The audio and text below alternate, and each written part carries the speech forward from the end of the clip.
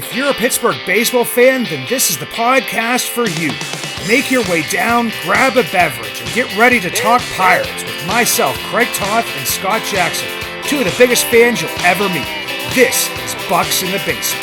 Now I see the changes in this town.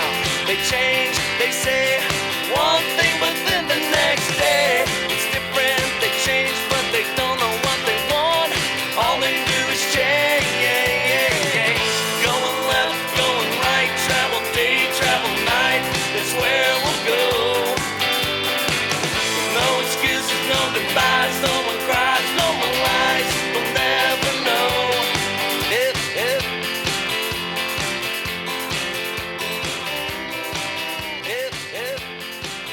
Winter is here. I'm down in the basement, freezing my butt off. I'm not even sure if Scott up there in the north can get out of his basement with all the snow they've been getting. But we're here to talk summer. We're here to talk baseball with you guys. I'm Craig Toth. This is Scott Jackson. This is Bucks in the freezing basement tonight. Scott, how you doing today, brother? I'm a little chilly. I'm a little cold. I'm digging my way out of the snow. It's not as bad as it is up in Erie, but lake effect is hitting us hard, so I'm ready to warm up and talk Pirates baseball. Yeah, and it would be nice if we were talking some Pirates hot stove. Before we jumped on here, we talked about the fact that Major League Baseball itself is kind of heating up a little bit, causing Pirates fans to get fairly heated themselves. A big signing for the athletic baseball team. I wish they would call themselves the Athletic Baseball Club, but ABC just might sound a little bit too cheesy or something. So the athletic baseball team, people are calling them the Sacramento A's, but they are the athletic baseball team, signing Luis Severino to a very large contract, 3 years, over $60 million, and Pirates fans and media and the like taking to social media to talk about the fact that the Pirates have never done this. They've never gone this high, the highest they've ever gone. And it wasn't even really, it was technically a free agent signing, but, Frankie had been with us. We signed him to a 3-year deal, which ends up not working out for the Pirates for $39 million. The one thing I will point out, though, is that we are not among the clubs that have not signed a $100 million contract yet. There's only one team left with that, and that is the White Sox. They've never signed a player to a $100 million deal yet. So we're not in that, but we are kind of dealing with the fact that, people are saying, well, if the A's are moving to Sacramento, they're not even going to be playing in a real major league, stadium, and they can do this. Why can't we? The only reason is because of Bob Nutting. No. The reason is because the Athletics had a payroll of around $31 million. So $40 million less than what the Pirates are, currently estimated to be sitting at right now. They had to go out and spend money. Yes, this could benefit them in the long run. They signed him to 3 years. They're working their way towards a new stadium. But realistically, they needed to put this money towards stuff and could overpay for a player like Severino. Severino's a good player. But as we've seen the contracts this offseason, they've been all overpays in my estimation. But they were able to overpay by more because they have so much of a gap to kind of keep them from getting another grievance filed by the MLB PA. But then also because they just talked Major League Baseball into letting them move. They're not going to sit there and have a $40 million payroll. It's just not going to be a good look. They're going to have grievances. I don't even know if the stadium has broken ground yet. So they want to be in the good graces of everybody. They're going to go out. They're going to give some big contracts. I've seen it out there that they want to spend upwards of $100 million a year that means they have like $49 million left to spend this year. But a lot of these to me are going to be overpays. And yes, it could end up working out for them in the end if, Severino has 3 good years. Everybody else who was performing well, like a Rooker, a Blade, they all continue to grow. But honestly, like, yeah, to me, this isn't where I go, cheap Bob. Why can't you do this? Yeah, I wish he would do something like this, but it's not frustrating to me because we understand what was behind this signing. Yeah, I'm not losing any sleep over not getting Severino, not spending that kind of money on him. But like we were talking before, the nature of this point, we're not even to the winter meetings quite yet, and so to take a player off the board for a player in this dynamic, it seems like the players and the agents have had a lot of the power, a lot of the leverage. For them to come off the board this early, you have to overpay. And a few other things. One, yeah, you mentioned no grievance, try not to get any more grievances. They're moving into even temporarily, into a new market, and they'll be playing in Sacramento for a little bit. You got to get people to show up to watch your team play. You got to develop some kind of fan base that's going to show up. You can't just expect to sell tickets based on the stars of the other teams for every, like the Pirates have done a few seasons where, oh hey, Aaron Judge is coming. Why don't you come buy your tickets? Doesn't matter who we have on the team. They can't build, and when they get to Vegas, they want to be a competitive team. So these are the steps to do that. And yeah, I don't think it's the right move based on where the Pirates are. But yeah, if they're trying to spend money, and this is the same argument for why a salary cap could potentially benefit certain groups of players, is that if you are in this situation, because it's almost like they're in a situation where there's a floor, they are spending money to get to a certain number if the reports are correct. So you are paying more money to middle of the road players that maybe haven't necessarily earned that kind of money. And that's why, in a complete tangent, that the salary cap and salary floor system would benefit, veterans and middle of the road kind of players. Yeah, because I mean, we even see like a Matthew Boyd, signing with the Cubs because the Cubs had a disappointing season. They steal a manager, away from a division rival, and they sign Cody Bellinger. They do all these other stuff, but they were even saying that they were, maybe looking to kind of move on from Bellinger's payroll, but that would allow some payroll flexibility, and they were looking to spend more. So you spend, $29 million for 2 years of a guy who hasn't pitched over 80 innings in like 5 years and pitched, not too many last year, was successful in those innings, but is still, working his way back from Tommy John surgery. So you're basically paying, $14.5 million for a guy next year who probably tops out at 100 innings, which in today's game, the way that things are going, I mean, the Dodgers paid more than that for Blake Snell, and that's pretty much, where Blake Snell lines in with, whether it would be an injury or just, shortened outings and different stuff. But still, I mean, and Frankie Montas, you know, 2 years, was it $34 million, $17 million a year for a guy who had a 4.5 ERA. I mean, it's basically saying I'll pay $17 million a year for Bailey Falter. And that's no disrespect to Bailey, who had a great year, but $17 million for pretty much a guy that would line up to be a fifth starter in a good rotation is just not how I would want to see, the Pirates spend their funds. And this is obviously goes, we're talking about a lot of pitching here. It would go, kind of the same for, the bats with me. I mean, we could say, the Pirates could go out and overpay. A lot of people are talking about, Scott, they're talking about Tyler O'Neill and, what it may take to get him. I mean, I've seen anywhere from 3 years, 40 million to 3 years pushing up towards, almost 60 million if you're going to go on that overpay market. Yeah. But you're also taking a huge risk with his injuries and stuff on top of that.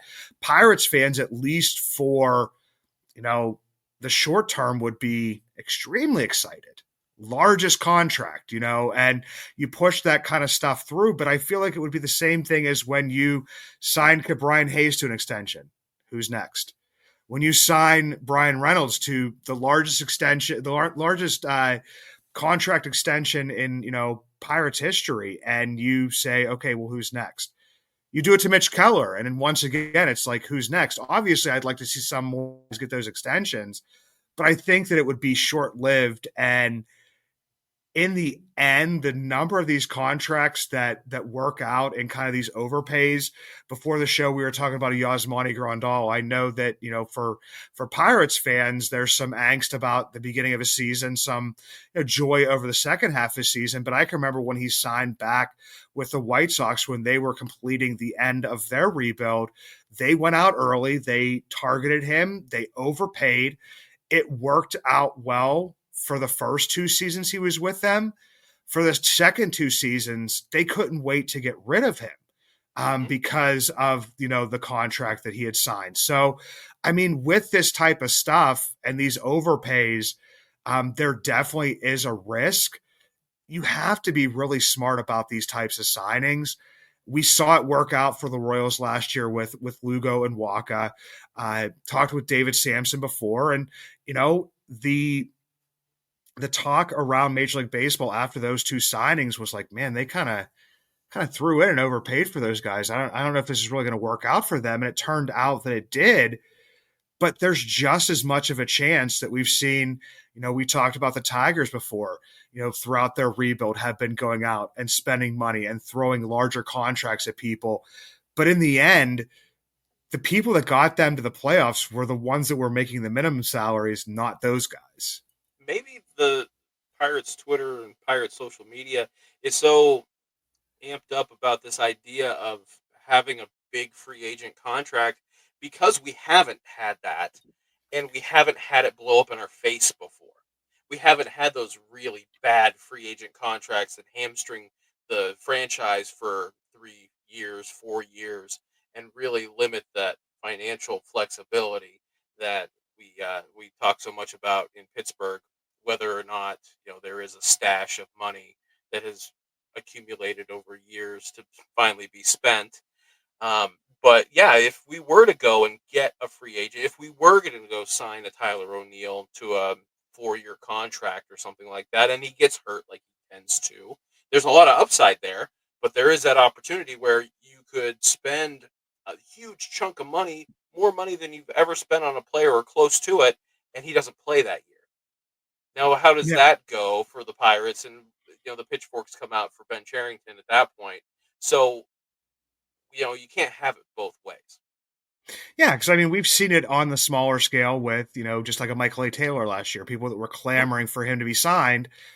And then when they finally signed him, not celebrating, but, excited about the potential of what he could bring. And obviously it didn't work. And, in that same breath, those same people a couple months later are the ones that are saying, well, man, they should, probably just DFA him, like, cut bait. This was a terrible signing. So, I mean, even just on the smaller scale of the way that these kind of free agent signings go, there are only a certain few guys that are considered quote unquote, slam dunks in the free agent market. And even with that, there's things that can go wrong. We've seen, Mike Trout's career, completely go to shambles over the past few years because of injuries, Ronald Acuna, Albert Pujols with the Angels for like the second half of his deal with the long stuff. Rendon. I mean, Rendon. I mean, so there are, a lot of those deals out there that kind of, like you said, hamstring franchises. Some teams, can obviously come back from that a little bit easier, AKA the Dodgers, the deferment Dodgers, as they will become to be known, over this time. And for me, I mean, it's not even so much the deferments that I get frustrated with. It's just the fact that they're playing with monopoly money. Like pretty much like at this point in time, like we are playing with real money that had to have been earned. And yes, some of it is given to us in revenue and whatever it may be, but they literally can print money. Yeah, That's with the that big part. TV deal, right? And so maybe they see the writing on the wall because Major League Baseball wants to consolidate a lot of the media rights and the media money, and then more equally distribute that to make a more level playing field. They have to strike while the iron is hot. While they have this big advantage over all the other teams. Maybe that's why we're seeing them sign all these players up and have to push up this huge payroll because they may only be able to do it for a few more years. Yeah, and pretty much in their ownership is a hedge fund that can pretty Hmm. much show them that they have the money, put it back into their investments, roll it over, and then just basically pay them on the interest of those investments, later on. So there's like that's twofold. So it's just Are like the all that ridiculous money that they're able to have. So, I mean, yeah, I mean, if they can do it, do it. It just makes the offseason a lot less fun for other teams. I think that we don't get as frustrated as probably Blue Jays fans do after losing out on Otani. Obviously, a team that is mentioned with Soto again. I know that they're meeting with Burns. Just to know that there's other teams that can just come, like the Mets and just or the Yankees who have, another one of those large TV deals and can just take that person out from underneath them. And especially in the way that it's been done with these deferrals and just overpays and outrageous contracts and stuff. But I don't know. It's definitely it's a weird landscape in baseball, but it's one that we've kind of been seeing, for plenty of years. And like I said, with Pirates fans, right now we're just looking for, something to get upset about to a degree, just because, nothing's really happening. We see, Aroldis Chapman get signed by the Red Sox. And I thought it was kind of a foregone conclusion that he was going to be gone unless he would come back on some sort of discount. If he would have came back for, you know, $7 million, $8 million or something like that, then it would be possibly something, that could kind of get done. And I know that we're just talking about a couple $1 million there, but here's the thing: is if the Pirates have a hard line and another team is just basically like, okay, we're looking to spend, and Aroldis, yeah, we'll just keep on. It'll be like Pirates say like $10 million, and the Red Sox are just like 10 million and one, and the Pirates go up, and the Red Sox just kind of outbid them. I mean, it's not something the Pirates haven't experienced before. I always look back to J.A. Happ.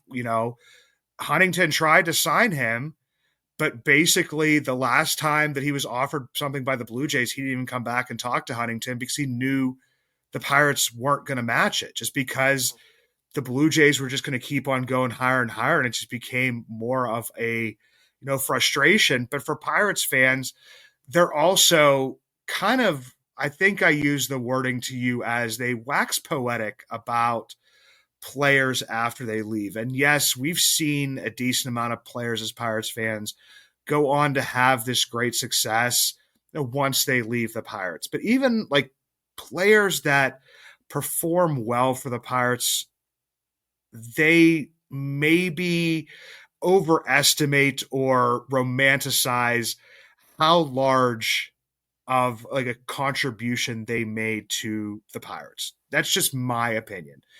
It's the thing that happens when we've talked about Brian Reynolds, and I always say Brian Reynolds is a great baseball player, really good baseball player. But people act like Brian Reynolds. They'll throw around like the All Star thing. Great, he earned it. He's a great player and everything like that. He was like a 3 WAR player or less last year. To me, the guys like the Bobby Wood Juniors who were like the nines, the tens, like Hmm. we put Reynolds because he's been so consistent on the Pirates and he's been like the Pirates' best hitter for like the past 3 years, that it's like okay, well, he's the best hitter on our team, so he must be good in all of Major League Baseball. For Yeah, Aroldis Chapman, for me, Scott, I had to look at the numbers, and I told you that I did this beforehand. Is that he was tied for in the Pirates bullpen, which was fourth worst bullpen overall in the league for the season. He was tied for first in WAR with Dennis Santana at 1.1. First on the Pirates, 39th in Major League Baseball. His ERA was sixth in the bullpen at 3.79, 98th in Major League Baseball. His FIP, second, 304, 42nd in Major League Baseball. His WHIP was sixth on the Pirates at 135, 122nd of qualified relievers Mhm. in Major League Baseball. There was not a category where he was in the top 30 unless you went to like some obscure category, probably like strikeouts per inning or something. But like to Yeah. me, like it was just like, yes, he creates a hole on this team, and we do need those left-handed relievers and stuff. But I think that it's almost like overestimating or just overcompensating for the loss by like talking about how good he was. He was good. Yeah. David, I told you this beforehand. People want simple facts. David Bednar, who we went nuts on last season, had 7 blown saves. Aroldis Chapman had 5. Yeah. Well, So it's like $10.5 million didn't justify the production, and now he's making more money in Boston to another year older, making more money in the big fish, small pond. I'm sure it's just the fact of he's a Hall of Fame caliber player and he has World Series championships. He was dominant for so many years with the Reds and the Cubs and the Yankees. He's a big name, and we've been starved for those big names. What was the last player that has made the Hall of Fame that wore a Pirates jersey?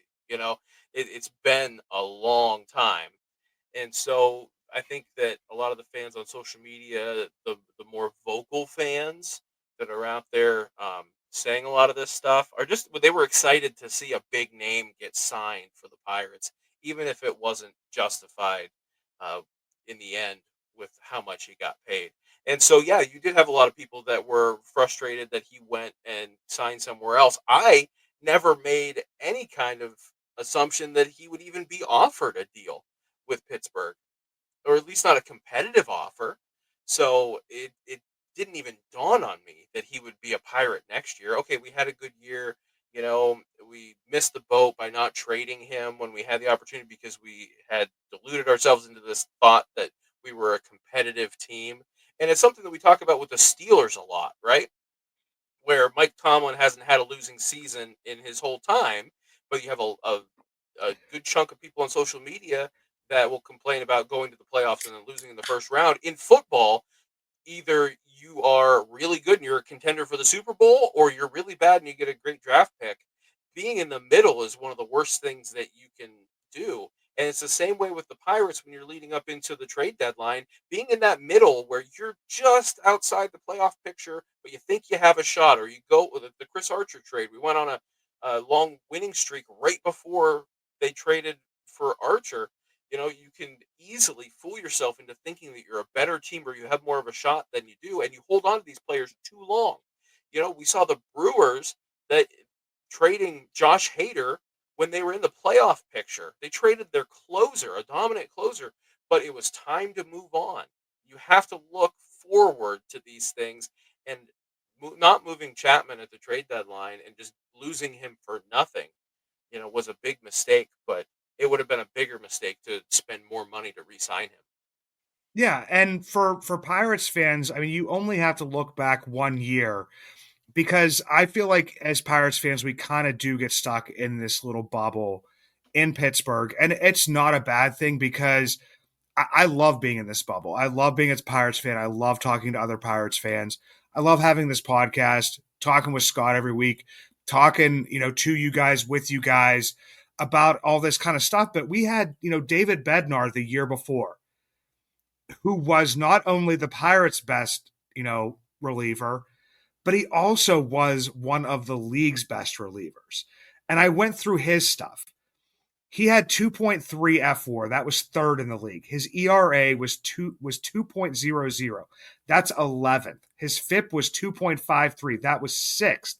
His WHIP was 1.10. That was the worst he was in any category, and he was sitting at 35th. So overall, like when you looked at it, he fit in against other relievers as a top 10 reliever in the league, where Aroldis would be sitting somewhere between 35 and 50 when you kind of ranked all of those numbers out. And to me, it was just like, yeah, we did lose a piece. And yes, I will be frustrated if there isn't a replacement for that, a competent replacement for that. But to me, like it was an overpay when they brought him in. It became an overpay through the season, even though there were some bright spots. And like you said, I've been like the most adamant proponent that he should have been traded. You should have gotten something for him. You made that investment, and now you spent $10.5 million and you got nothing back for it. To me, that is, kind of one of the biggest misses. And you did mention something in there, Scott, that caught my ear, and that was something that we've been wanting to talk about. And that is, you mentioned Hall of Famer. And there are going to be some Hall of Famers, at least one. The last few years, the Veterans Committee, it's been usually about one guy, coming out of this every single time. Um, and there's a pirate in there, man. And so people have gotten, kind of very passionate about this. And so we've been putting this off for a couple weeks, but we're going to talk about Dave Parker, the Cobra, and his, I guess, qualifications or whatever it may be, his stats, the stories about Dave Parker, our feelings about Dave Parker, and the chances of him being in the Hall of Fame. Because, like you said before, there hasn't been a Pirate or a person that's worn a Pirates uniform. We've got a manager that wore a Pirates hat, Yeah. recently in the Hall of Fame. But I mean, I think that's what people are really pushing for here. Yeah, absolutely. I think he's got a pretty good shot. Uh, he's up for on the veterans ballot.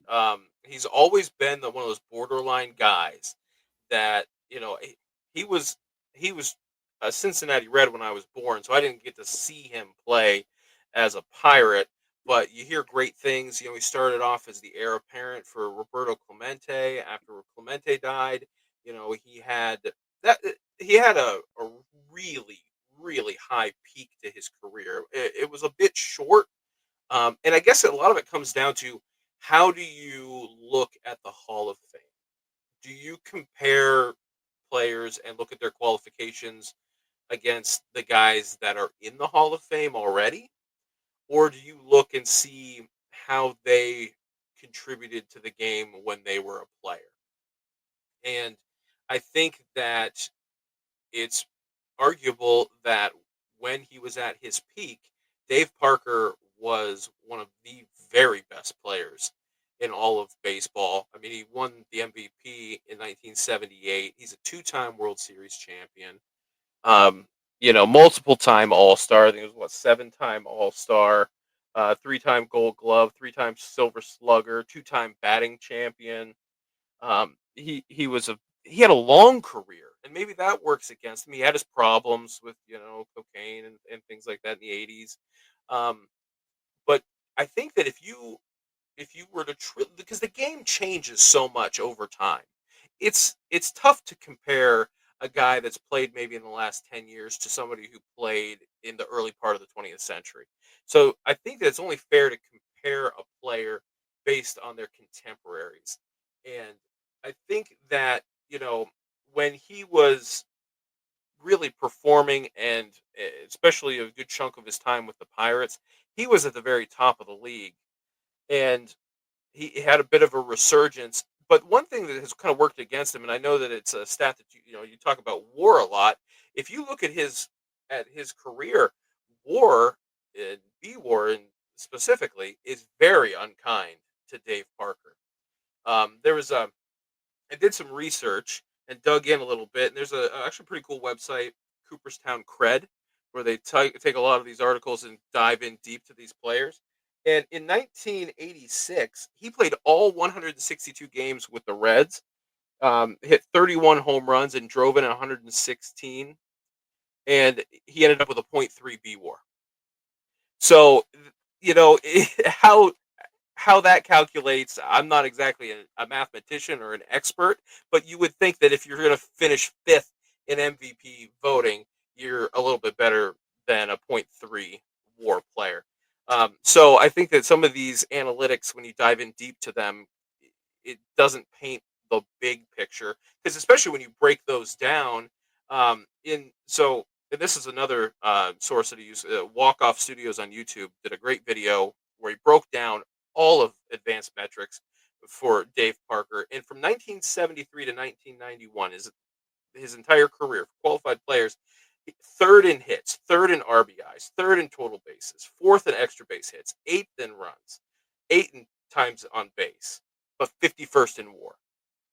Yeah, and we know what kind of cannon he had for an arm, but I think that kind of knocked him down a little bit. So it's kind of hard, as someone who isn't a completely bought in, I guess you could say, on some of the more advanced metrics, for me to look at some of these things. A very productive offensive player, but then it kind of gets skewed a little bit when it comes down to the WAR. He had very high highs, but he had low lows. Um, I think that he's going to make it just based on who's voting. But I'd love to hear your thoughts on where Dave Parker falls for the Hall of Fame. Yeah, for me, like it's more towards like the end of his career because a lot of the times like players stick around almost to become those like to compile those stats because there's like certain like marks that people have made. I mean, right now he's over the 300 home run mark. He falls short on the 3,000 hits. There's overall, I mean, the OPS, I look at that and I look at 810 OPS, which is a 121 OPS plus for that period of time.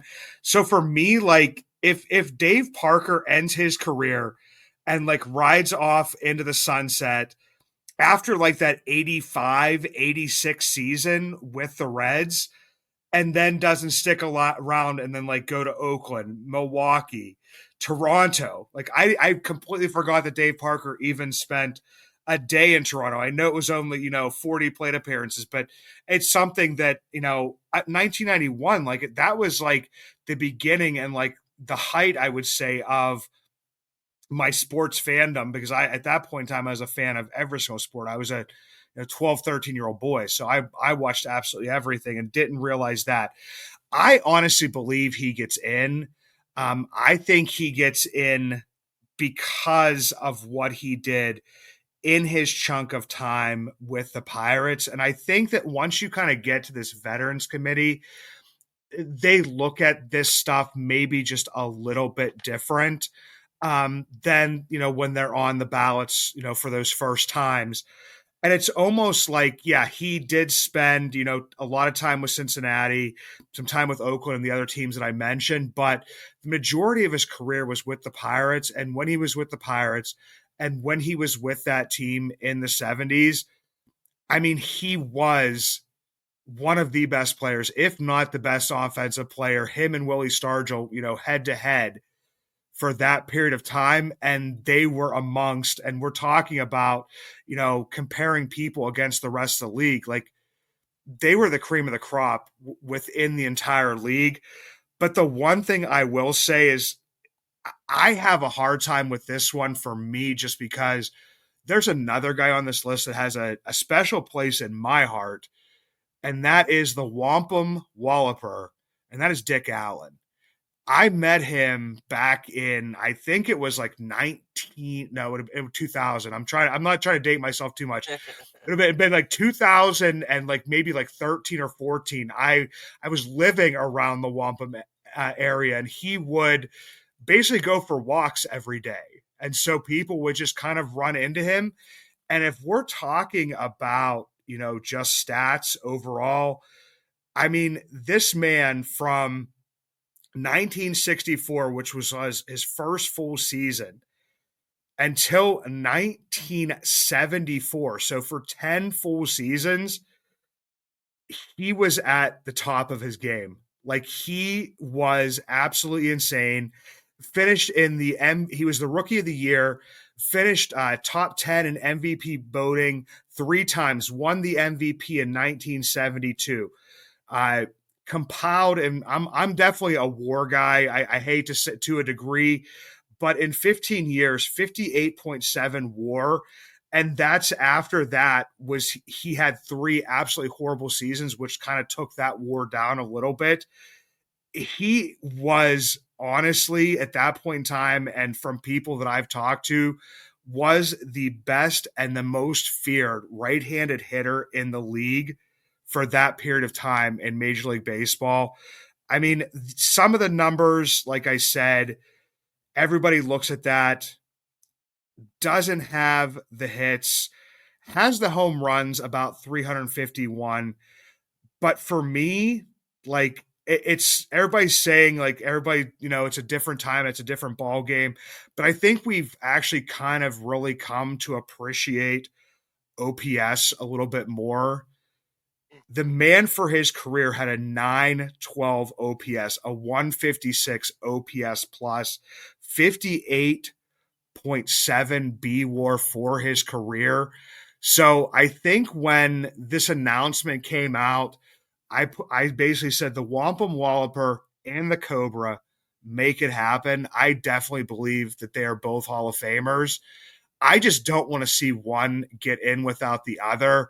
It was kind of like this year with the Pirates Hall of Fame. I wanted Manny in so bad I could taste it, but you had Bonds and and Leland as well. But I was just like, yeah, I'd be really really happy about those ones. But man, I'd be really sad that Manny didn't make it in.